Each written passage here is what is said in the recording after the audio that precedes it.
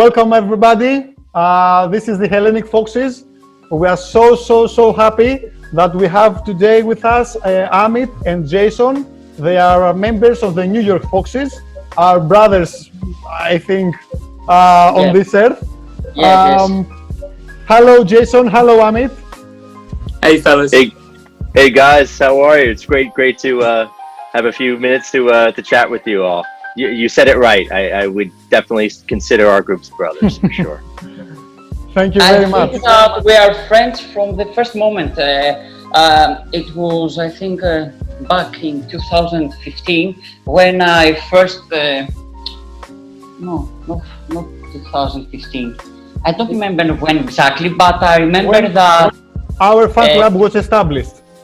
Maybe. No, I'm trying to remember when I first found New York Foxes on Facebook, not on Twitter, because Twitter is not so famous here in Greece. So I was trying to find Leicester fan clubs around the world, and the first one were you guys. So I think you had the scarf and the T-shirt from your fan club, from the Football Factory, and I took place there. I go for sleep, and when I woke up in the morning, I saw your video, Jason, about the Greek Foxes, and I couldn't believe it. Yeah, I recorded that right here, and that was a giveaway or sort of a celebration that we did when we hit 1,884 followers. So it's the exactly. 1884 is the year that Leicester was. I don't remember it. Yes. And you won the raffle. I was so happy that you won because we had been in touch a little bit before then too, and so I was really thrilled to be able to send that over to you, and it made me really happy when I pulled your name out of the hat for sure. Thank you. We are so proud to have you with us tonight. To be honest, you are something like a role model for us. Because your fan club is so huge, the work that you are doing is amazing, and you are an inspiration for both Theo and me. So, totally agree with Antonis.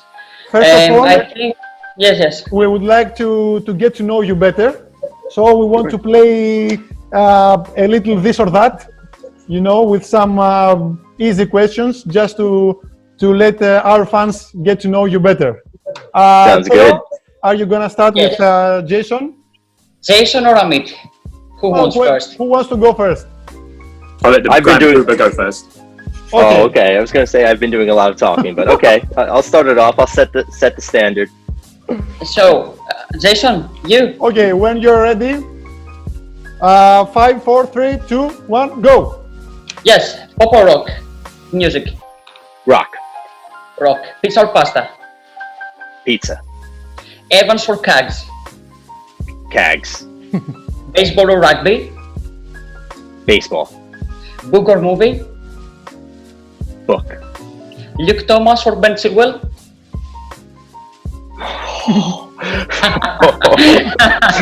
I knew it. Chilwell. I'll stick with Chilwell. Okay. PlayStation or Xbox? Old Nintendo. Okay, Nintendo, great. Theater or cinema? Theater. And the last one, Dunnings or Rodson Edward? Edward, he's younger. Great. Nice. Okay. Amit, Edward. are you ready? I'm ready. Okay, let's go. Pizza or burger? Pizza. Chocolate or vanilla? Vanilla. Fried or Tillemans? Tillemans. Burger King or McDonald's? Burger King. TV shows or movies? Movies. Albrighton or Barnes? All Brighton every day. Cat or dog? Dog. Baseball or basketball? Oh. Neither? Okay. And the last one, Mendy or Chadri? Chowdhury. Nice. Oh, okay, great. Next up, we have a quiz. I have a lot of questions about Edward and things and Mendy and Chadri, but So it's Those are good. yeah. I feel like I'm woken up now. It's like I just had a Greek coffee. No, now you're about to get a Greek coffee because you are gonna be the main star in the next quiz, and Amit will help you out after the 2 minutes have passed. Okay? You have, Jason, you have 3 minutes when we say that we start to name all 28 players that featured for Leicester City this year in every game, like a cup game or whatever. There are 28 players that get even one, how do you say that? Like they get to Appearance? play once. Yeah, one appearance. Yeah, one appearance, yes. Are you ready? You have 3 minutes. I'm as ready as I'll ever be. Nice. So- You have 3 minutes. After Okay. 2 minutes have passed, I will inform Amit that he can help. Okay? Okay. Sounds good. 1, 2, 3, go. Casper Schmeichel, Danny Ward, Luke Thomas, Ben Chilwell, Wes Morgan, Soyuncu, Evans, Bennett, Ricardo, Justin, Ndidi, Chowdhury, Mendy, Tielemans, Pratt, Madison, Barnes, Albrighton, Perez, Damari Gray, You're gonna make it in 1 minute. Jamie Vardy, Kelechi Iheanacho, George Hurst. Oh, tough one. Four more. 4 more. Who else? Why am I blanking out? You are missing one very, very important for you guys. Christian Fuchs, of course. How could I? Sorry, Christian. You have 2 minutes. 2 minutes. 3 left. 3 left. Each one of them made just one appearance. Okay, so I don't feel as bad. 1 appearance. 1 minute. Did Darnell Johnson make an appearance this year? No, but it's okay to No, make a don't know. mistake. You have 3 George, lives. George Thomas. No, Luke Thomas. Luke Thomas, yeah. Excuse me, I already had him. Είπε πας στο Amit Adonis. Amit, are you? If you want, you can join. Did he say Hamza Chowdhury? Yep. Did. Yes. Okay. Would have been the one. Oh, the young Polish midfielder. I forget. Oh my gosh, why have I gone blank? Kaputska. No, he didn't. No, not feature. this year. He didn't Oh, did feature. it? Oh wow. Okay. Not this year. 2 out of the 3 that remain, they were not playing for Leicester after January. After January. Benkovic didn't make a start, did he? Yeah, Benkovic. Nice. Benkovic Okay, made an cool. appearance. 2 more to Alright, go. 50 seconds, guys. Who's the other Who blonde said centre back? That. Midfielders, both of them. Oh, midfielders. All right. Yeah. The one is old. He's not like 20 years old. He's like Andy King. no, No, he unfortunately didn't make an not. appearance. Why? He's an old and not- midfielder. And Silva, I don't think made any appearances this year. Right? No. Keyword is Uh, Achilles. Not Matty James. Perfect. And you have one Wow, he more. made a start. Wow. Okay. I made an appearance. 20 That's seconds. right. He did make a he did make an appearance. And then who else? In the cup. 15 seconds. Another He is midfielder. young enough. 3 names. Not 1, not 2. 3 names. 5. Dewsbury Hall. Oh, there you go, man. Great, guys. At the buzzer. Yeah. Beautiful. That was something. Perfect. I Perfect. can't believe you got that. I was not ready for this. I would have studied up before the call. Just to tell to anyone, this was not on the script. Nobody knew that we were gonna be playing this Not game. even me. Yeah, I'm Not sure. even me. Yeah, this is true. This is true. So I'm sure you can see these that I'm guys- sweating. Yeah, these guys made it to the top. Yeah. Nice. It's time for Okay. the questions, I think, Adonis. Yeah, of course. So, Let's start with the first one. yeah, give me like 10 seconds. So, Jason, as I told you before, we're so proud that you're here with us. I believe it when I say that you are a role model for us. First question is, how did you manage to build this from scratch? Oh, well, a lot of credit has to go to my twin brother, Jordan. So he was the first Leicester fan in the family. He made me a fan. This is going back many years to 1998. And in 2011, we realized there was no Leicester group in New York, and every other club in the world seems to have a group here. So we decided to start it. And I think there are a lot of factors that have helped us grow. One is just by being in New York City, right? It's such a big place. So many people come here. So we had already had a good group of some fans that just needed to know about each other and meet. And a lot of people come here on holiday. We have a great home in Football Factory. That's where we go to watch games. And it's a brilliant bar. It's right by the Empire State Building. They show every game. It's the great atmosphere there. So that helps us. And then the fact that we're in New York, and in America, once the team was promoted into the Premier League, we were able to then watch every single game live. And in the UK, it's much more difficult to watch the games on television. You have to go to the games. So just the fact that we always knew that we had a home that would show the game every week, no matter what, I think really helped us out a lot. And then you had people coming in from Leicester on holiday, and word of mouth started to spread. And then as the team started to have more success, we then kept growing because of that. Well, How for many me, are you today? Sorry, Adonis.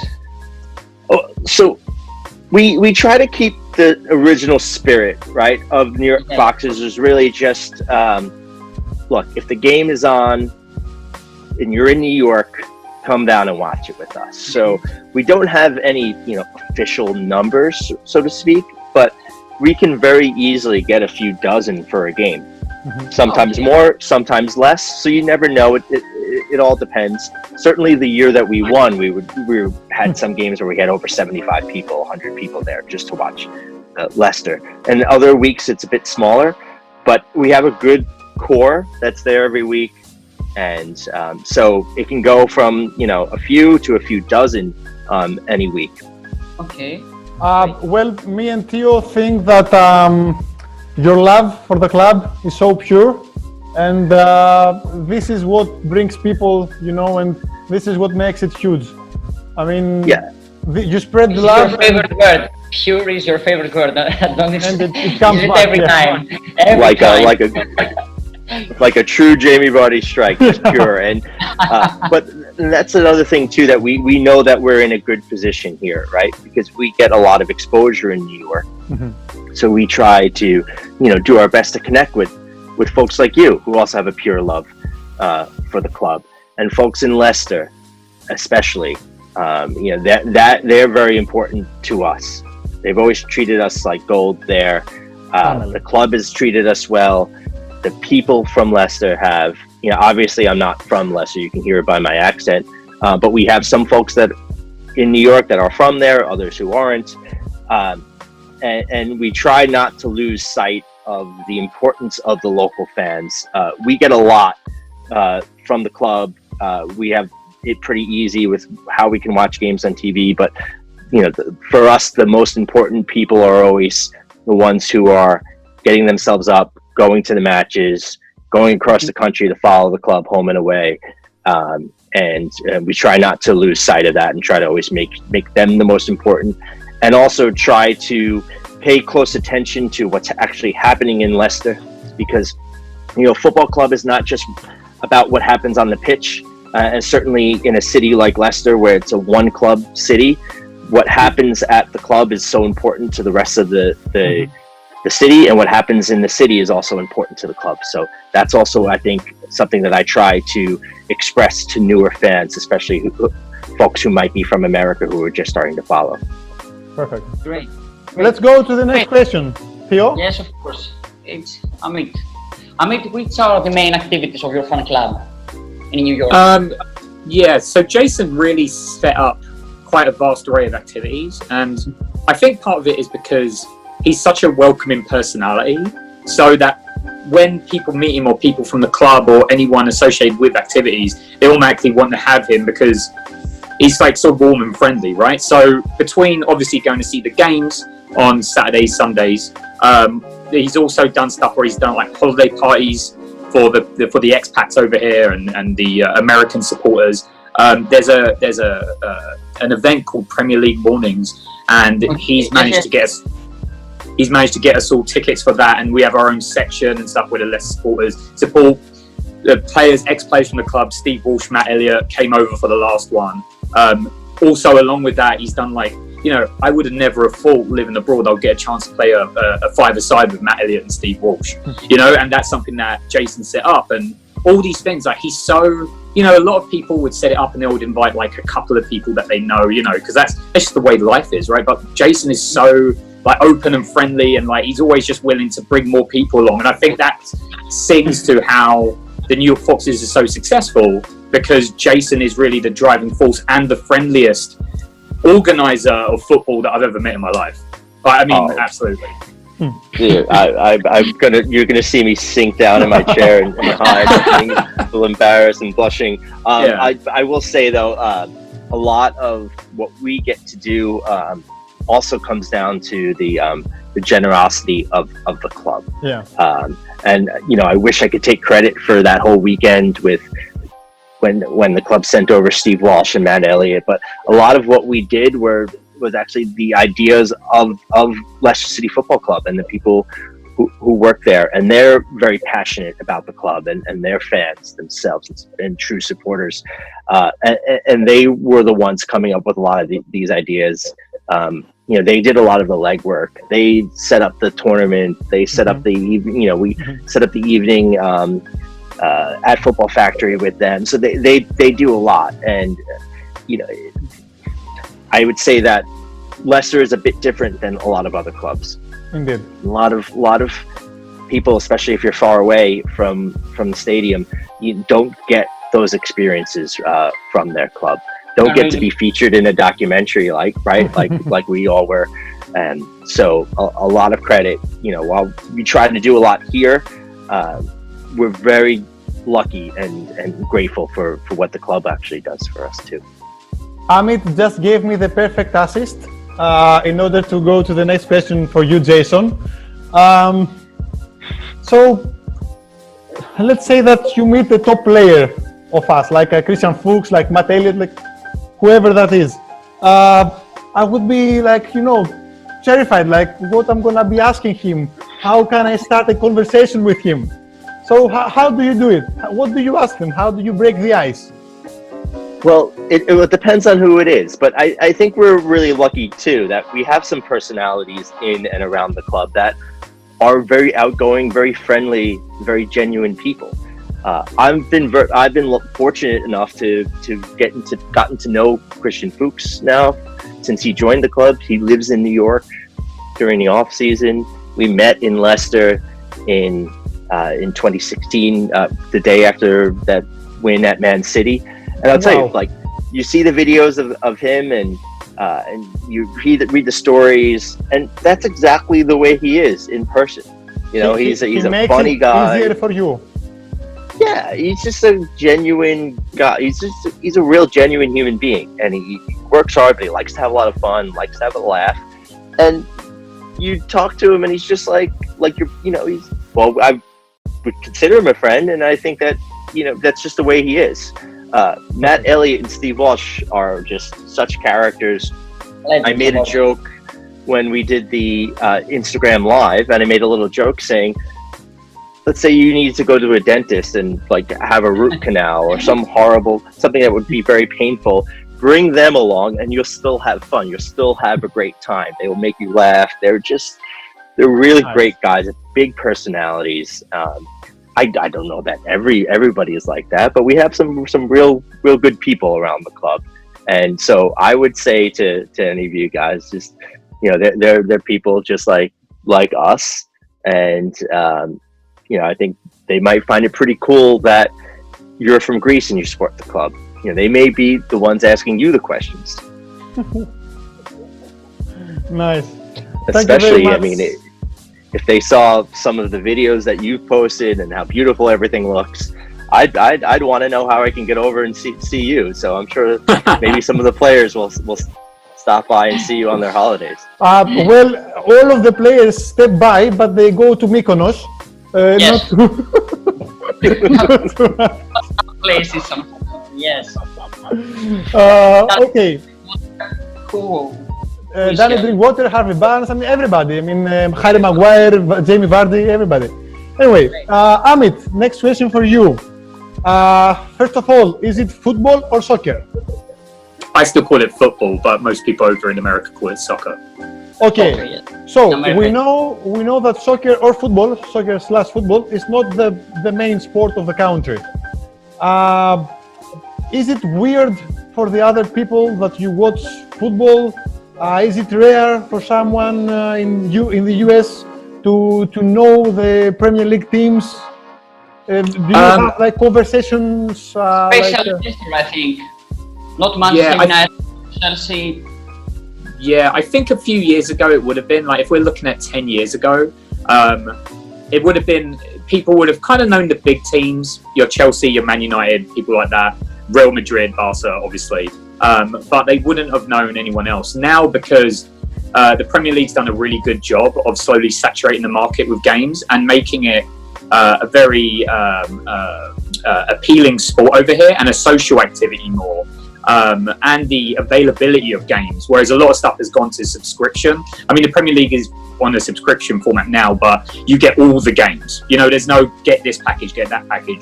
And because of that, more Americans are watching it. I mean, soccer, football in schools over here is a massive sport. The women's soccer, American soccer team, huge over here. So it was already built up there. It's just the MLS didn't take off over as well as they would have hoped. But now the Premier League's coming over. Now, if you speak to people, they know the top 10 Premier League teams at least. And you can have a normal conversation with most sports watching Americans about football without them being completely confused.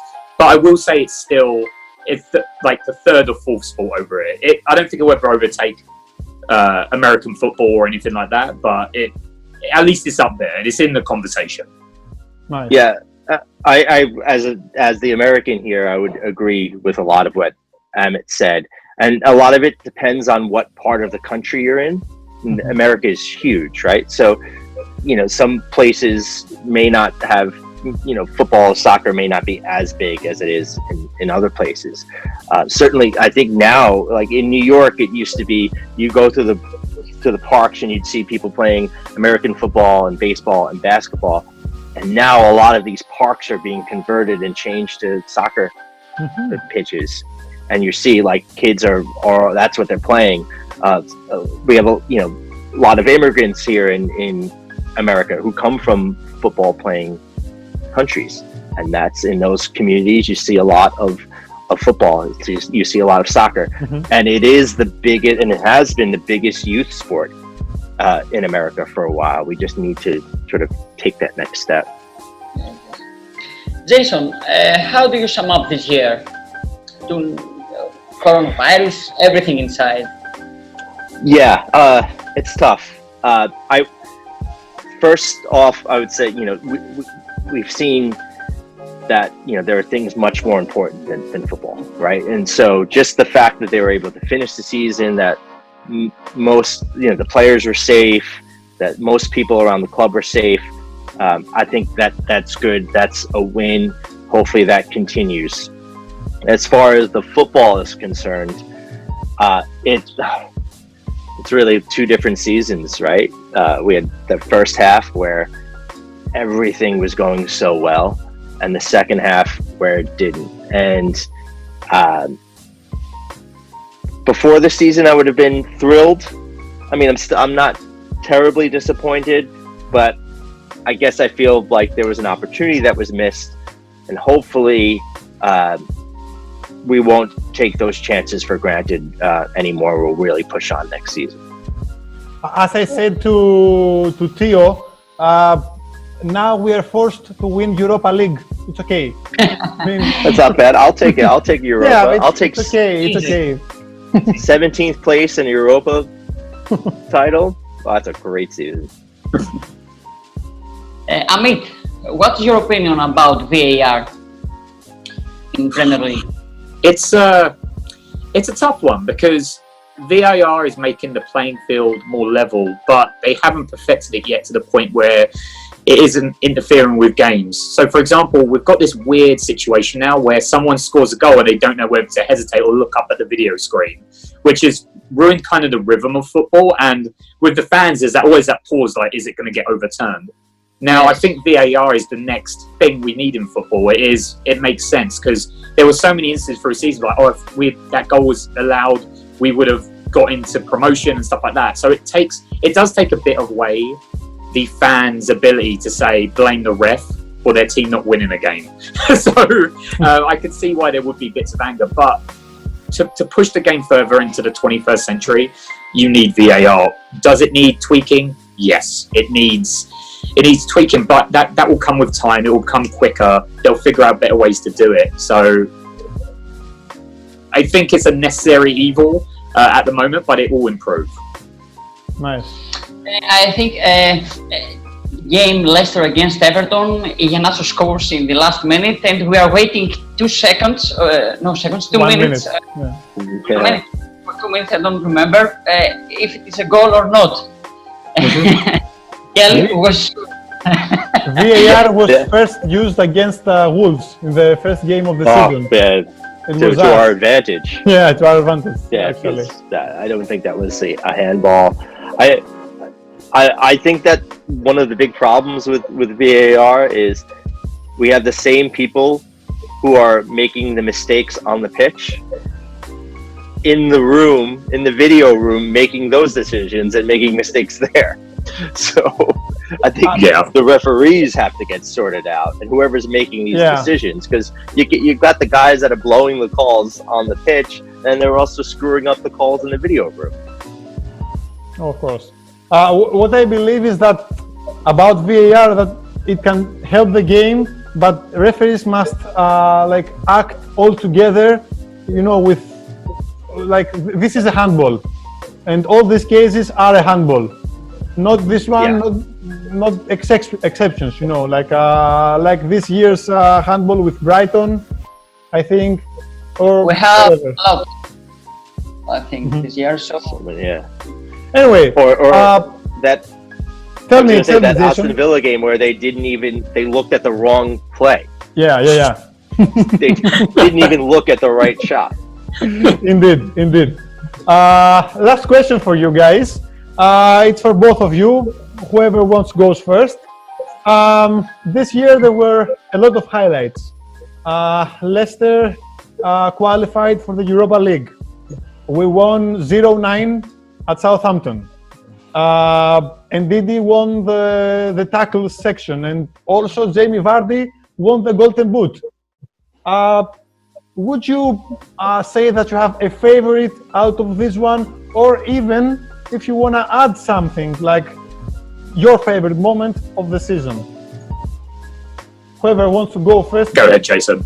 Okay. Well, my favorite moment of the season is something that was a personal moment, and so I was over for the 4-0 win at home against Newcastle, and after all these 4 wins, thought- sorry, win.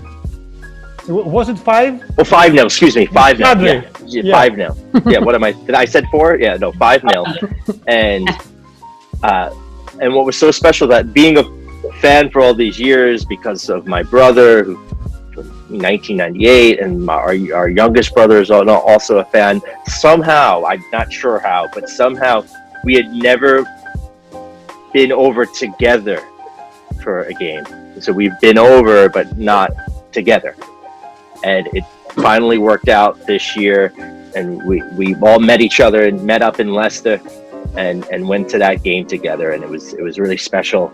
And I have to give some special thanks to my friend Jack, who sorted us out as well, and we wound up being able to watch that one from the owner's box, which is pretty special as well. But that was just an amazing weekend. So many people at the club have been so good to us, and it's always great to be able to see them again. And that hands down is one of my favorite moments that I've ever had as a Leicester fan, not just this season. Totally agree. Jason, I wanted to do a follow-up question because you gave me an assist too. You said you watched the game from the box, from the Mr. Top's box, right? Yeah. I always wonder, I've never had this experience, but it's just, I'm wondering, is it better to watch a game from a box, or is it better to watch a game from the stands? Nothing can match standing in a crowd, especially in a good away end, standing and singing and being able to erupt when there's a goal. But if you want to watch a match comfortably and with a perfect view and eat some really great food in the lounges and see the trophies, then you have to be in the box. But if you want to erupt and just be a part of the game, then you need to be there, and you need to be with the people. And something that I always tell folks who may live far away, and they always talk about wanting to go to King Power, I say, great, get to Filbert Way, get to a home match, but do whatever you can to also go to an away game. Yeah, always. And experience that. Amit, what about you? Oh, this is kind of all the above what you said. I mean, after we won the league, there was that kind of worry, I think, that we would end up like a Blackburn. Like, we would win the league, have a couple of seasons of mid-table obscurity, then get relegated again. And I'm really proud of the team that we've managed to build another squad, another championship caliber squad. Now, are they quite there yet? Maybe not. We need more players. But if we can keep the team together, obviously one or two are going to go. That's just the way the Premier League is. But if we can keep this nucleus together, we can move them forward. And, we reached Brendan Rodgers' target of top 6 this season. If we've got Champions League, great, but maybe we're not ready for that stage. Maybe we need to reinforce the squad and then go on further. But I think my highlight is looking at all the achievements we've achieved and realise we're finally going in the right direction again for sustained success, rather than flash in the pan and then it's over, So that's how I feel about it. I agree with Amit, yes. I take the 0-9 every day. I know. Oh, that was just too much fun. It's too much fun. No, That was too much fun. I was drunk from 0-5. I mean, don't get we watched that one in New York, and there was actually a wedding party in town from Leicester. Oh. So we were watching the game, and then all these folks started showing up all dressed up, and I was wondering what was going on. We were all talking, and they said, "No, we just came from a wedding, and the bride and groom are getting taking their photos, and then they'll be here at halftime." It sounds like And Greek sure wedding. enough, it was like, we partied like it was a Greek wedding, I'll tell you that. And it just kept going, and it was a blast. And we've got a great photo of everyone just like celebrating, and right I've in the seen middle photo, of the bride, she's still in her gown, and that was one of the most fun evenings I've ever had watching a game. Last question, because I just thought about it. How is it to, Amit, just tell me, how is it to watch a game early in the morning? It's Bad. great because you've got the rest of the day, but it's really bad if you start drinking at 9 a.m. It makes noon kind of a rough walk through the city when everyone's just coming out and you're a few pints to the wind, to say the word.